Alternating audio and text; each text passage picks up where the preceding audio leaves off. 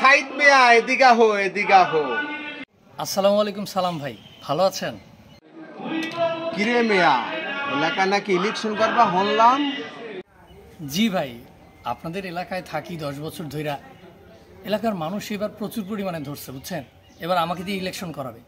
তো আমিও আসলে গণমানুষের কথা না শুনে পারি কি করে বলেন, তাই ভাবলাম আর কি, এই আর কি। তুই কি ইলেকশন করবি আয়? তুই এই এলাকায় বাড়াইটা, তোর কোনো পরিচয় আছে? আর এলাকায় আমরা দীর্ঘদিন থাই বাপ দাদার পুরুষ নির্বাচন করে আইতেছে, তুই এই এলাকায় নির্বাচন করবি?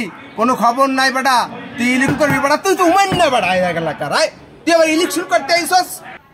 পুদিনার পো তুই হইতে পারোস বাড়িওয়ালা, পুদিনার পো তোর থাকতে পারে কোটি কোটি টাকা, কিন্তু পুদিনার পো আমরা ভাড়াটিয়ার কি মানুষ না?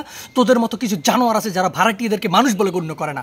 পুদিনার পো তুই যদি ইলেকশন করতে চাস ইলেকশন করবি, কিন্তু তাই বললে একটা মানুষকে ছোট করে না। পুদিনার পো তোর যদি ইলেকশন করারই হয়, তুই যা গণমানুষের কাছে যা, গণমানুষের কাছে যা, তাদের হৃদয় জয় কর, তারপর ইলেকশন কর। পুদিনার পো তুই যদি এরপর নেক্সট টাইম যদি ভাড়াটিয়াদেরকে নিয়ে আর কোনো কথা বলস, তোর একদম কিন্তু পুত করে দেবো পুদিনার পো।